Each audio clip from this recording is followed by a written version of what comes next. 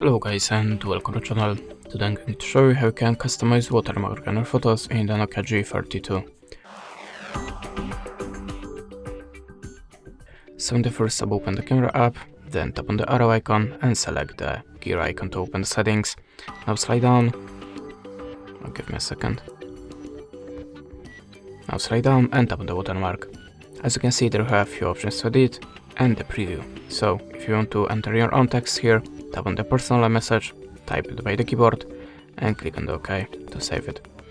Now we can also add information about the device model and select the picture for it. There you have many various designs, so just pick your favorite one. You can also use your personalized image, so you can just upload it from the gallery.